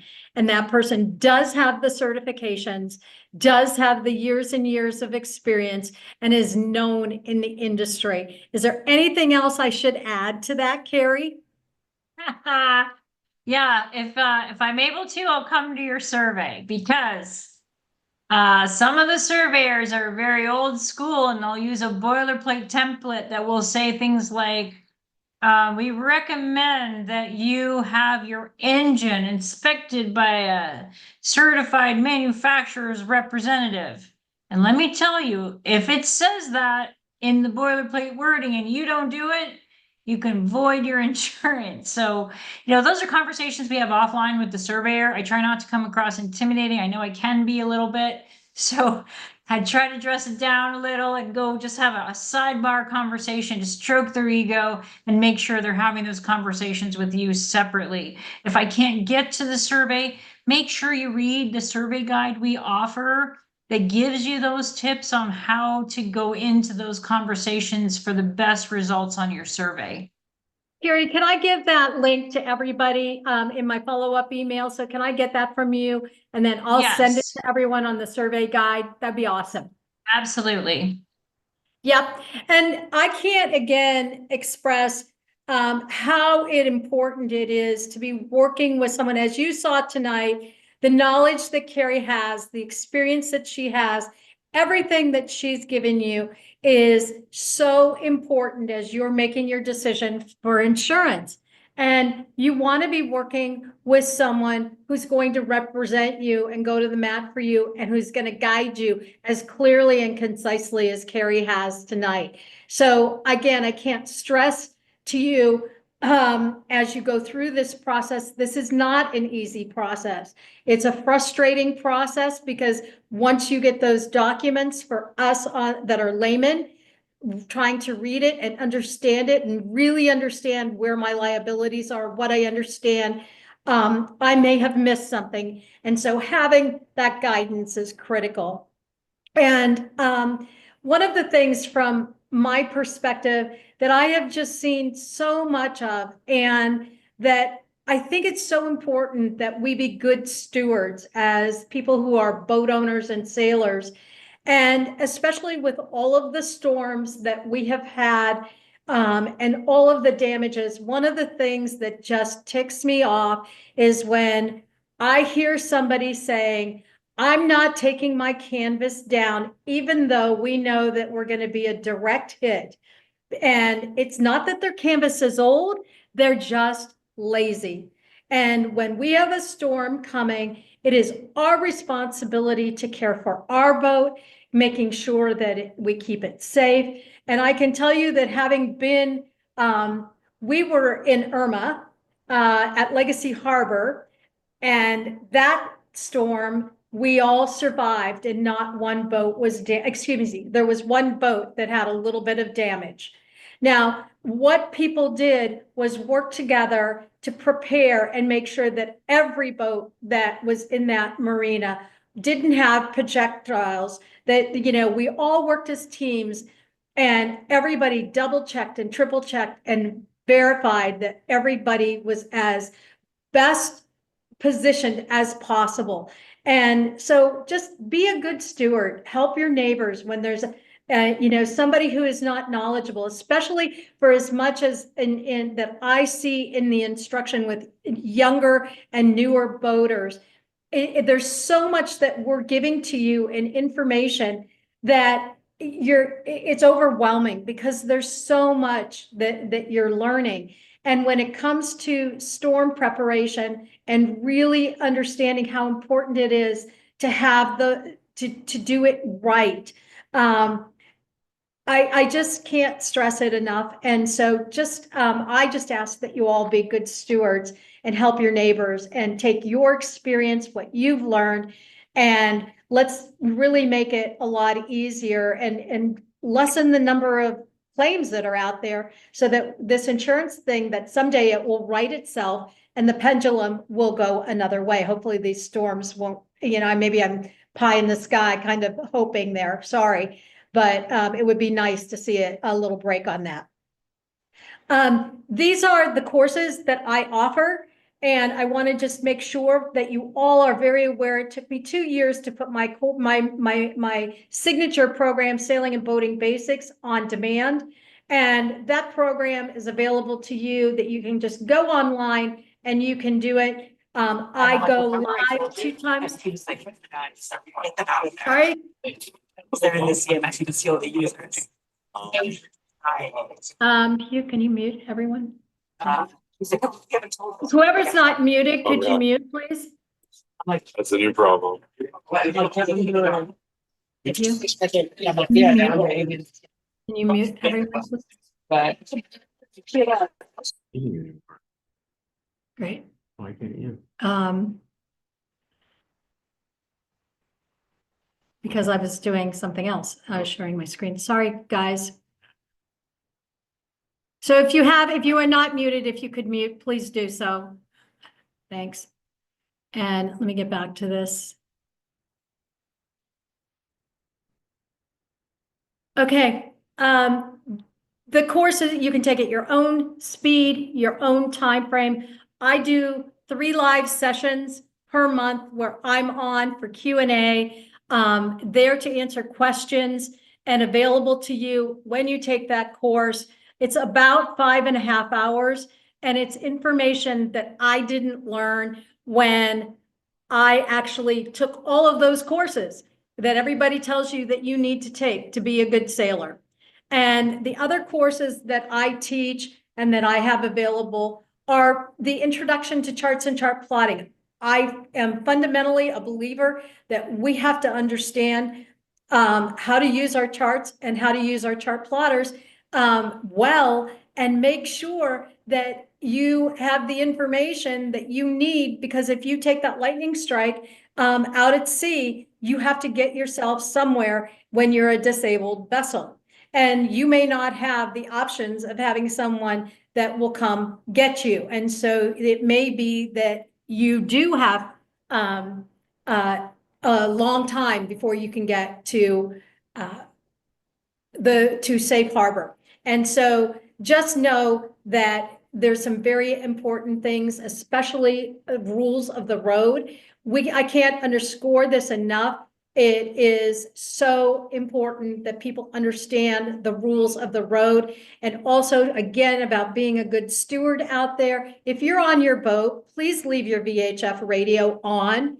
Make sure that it's on so that if someone is in distress and you happen to be the closest vessel that is near them, that you can assist them, because the Caribbean is a very big body of water and you don't see a lot of vessels out there. So when you see somebody floating by, speeding by, and you're hailing them and hoping that they answer, but they don't because they don't have their VHF on. But we want to talk about the importance of knowing the rules, the importance of being a safe boater. And then, of course, I do have 3 times a year, I do the weather webinars.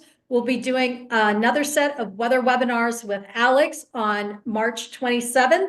So I'll be in Grenada doing a retreat and doing the weather webinar with Alex, and we'll be on a sailboat while we do that. And so, you know, one of the great joys that I have is being able to work directly with my clients and being able to come and be on their boats and instruct and really support them in having a much easier learning curve while they're getting to know their boat, while they're building their skills and getting helm time. So that partnership, I love to do that. And I pick my clients very carefully with those that I do it with, because many times it's an engagement that is, it can be a month, it can be more than a month. And so we're living together for that.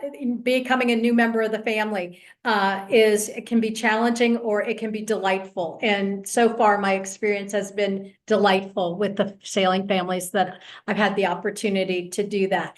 So just if you happen to know anyone, we had someone who had a situation and she is unable to attend the March 15th through 22nd ladies retreat. And so I have one space available and I'm offering it with a 50% discount. So if there's somebody who would love to go sailing for 7 days and sail with me and 2 other women, I have space in a week. So I can make that happen for you.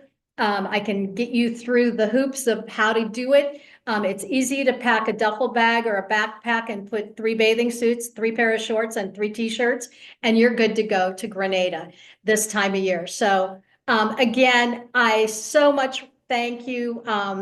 Any other questions that I can answer for you or that Kerry can answer as we wrap things up tonight?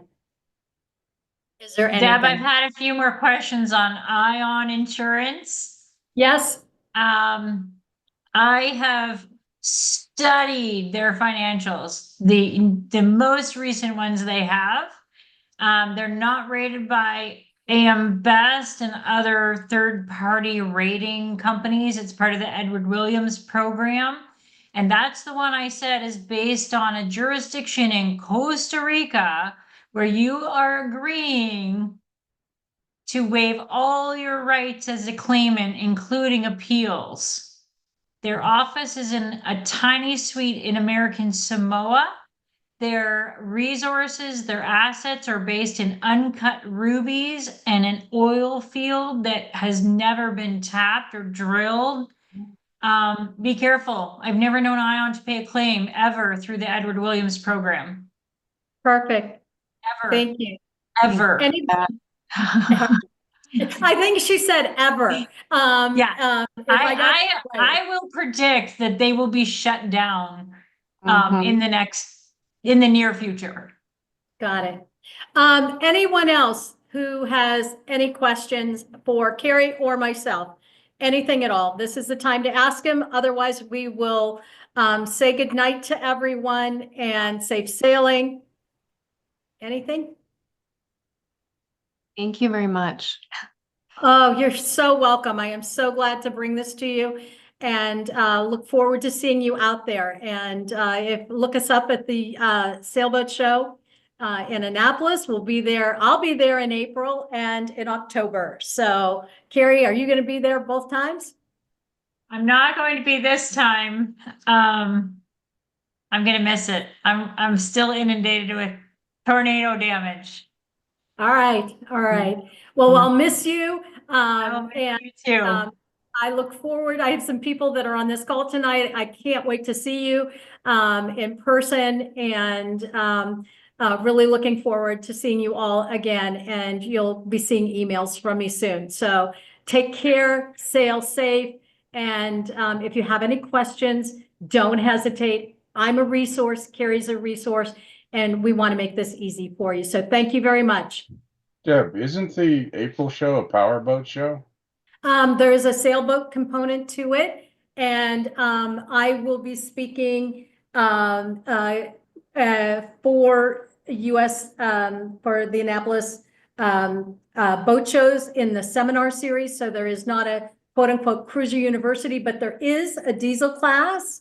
Am I saying that right, Kerry? I think I've got that right. Yeah. And so there is a sailboat component to it the weekend of the 26th, 25th and 26th and 27th, but it is a much smaller show. And It's cold. the weather is cold. It's also a different location, right? It's not in the dark. No, it's in Annapolis. It's at the basin. It just looks different, but it's same place. Yeah. Oh, I went there a few years ago. That was somewhere else. I've been doing it for Dave. David, I've been doing it now 4 years. Kerry, you've been doing it way longer than me. And I've They been in had and out. another show at the same time, but now it's just one. And they split Sail and Power 1 year, and they did one at a different location, but it's all one now. Perfect. Okay. I'm sorry, I'll Alright. miss you. Same. And And coffee. It'll be cold. yes, it will be cold. So if anyone is on here tonight, I will send the link to Kerry's survey guide. And also I'm going to be doing April 18th. I will do a free for you comfortable cruising course. And there is a discount code here. It's all set up. So just know that if you have not done that course or you would like to do it again, we talk about a lot, we do a lot of this fire hosing when we get on and we start talking about sailing. So that's an important class, and happy to offer it to you guys for free. So hope to Deb, see you. one thing, can I slide in? My presentation's too large for email. Can you Yes. post it on your website? What I'm going to be doing is I'm going to actually go in and edit. We recorded the evening, and Okay. so we'll make it smaller and we'll put it on our YouTube site.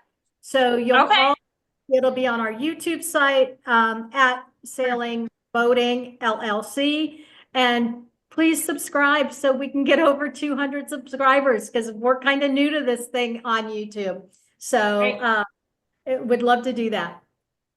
All right, you guys have a great evening. Talk to you soon. Take care.